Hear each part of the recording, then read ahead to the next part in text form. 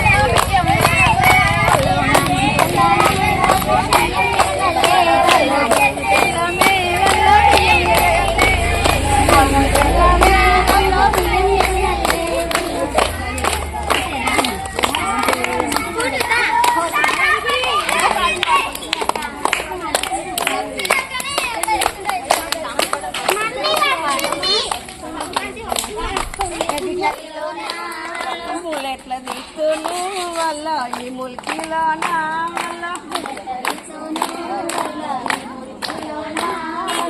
ఎట్లా ముడుకును వల్ల ఈ కలిసిలో